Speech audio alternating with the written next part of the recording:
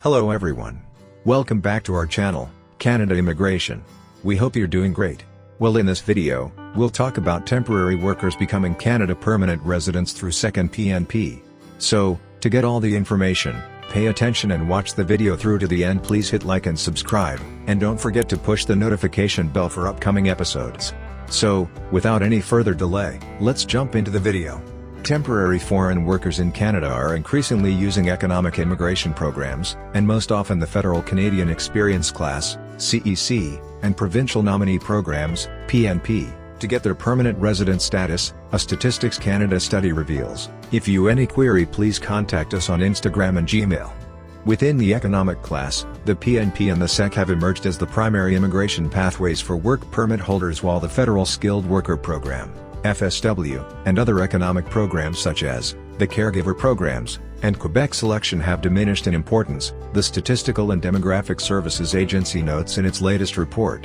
In foreign workers in Canada, differences in the transition to permanent residency across work permit programs. Analysts Yukian Liu and Feng Ho note that by the end of 2022, more than 955,000 temporary foreign workers who obtained their first work permits from 2006 to 2020 had gotten their permanent residency. If you any query, please contact us on Instagram and Gmail. Among those who got their first work permit from 2006 to 2010, 86% got their permanent residency through economic immigration programs. But among those who got their first work permit from 2016 to 2020, 93% snagged their permanent residency through economic programs. Ontario issues 212 express entry invitations to French-speaking skilled worker candidates. OINP updates requirements for hiring mobile workers. The Statistics Canada analysts caution against reading too much into this trend, however, as they think some of the change in approach to gaining permanent residency among the more recent arrivals may have been influenced by the restrictions due to the COVID-19 pandemic. The immigration pathways of the 2016 to 2020 cohort were likely influenced by special measures adopted during the COVID-19 pandemic, when economic immigration was primarily processed through the CEC, they note. A big reason for the boom in the use of economic programs to gain permanent residency is the growth of the Postgraduate Work Program, PGWP, and the rise in the number of spouses and common law partners of skilled workers and international students.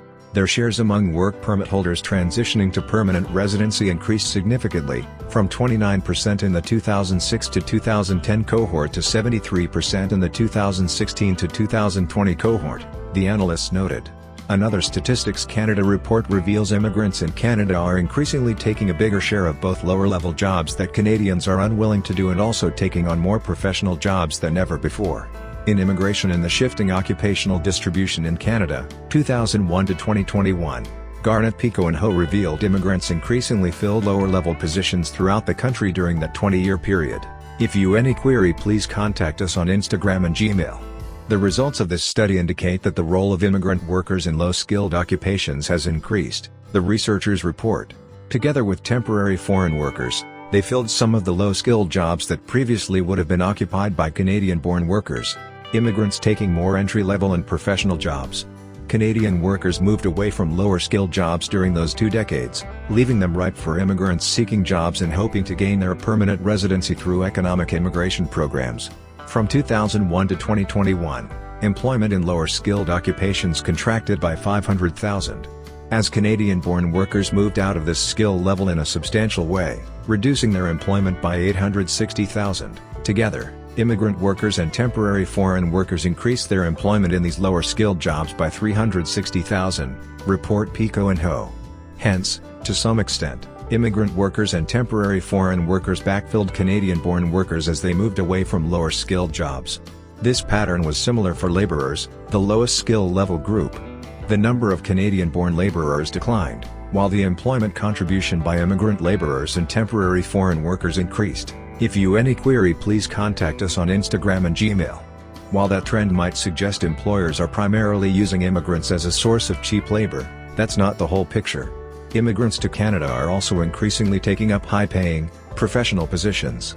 Occupations at the professional skill level showed the fastest employment growth in Canada, with occupations at the managerial and technical skill levels close behind. During those 20 years, report the researchers, immigrant workers were more likely than Canadian-born workers to move into professional jobs.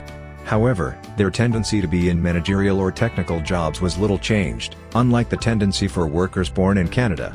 From 2001 through to 2021, the number of immigrant workers in professional occupations rose by almost 92.4%, from 543,800 to 1,046,200, while the number of Canadian workers in those types of occupations grew by a more modest 30.3%, from 1,885,000 to 2,456,500. Over the 20-year period, total employment increased by 18%, noted the researchers.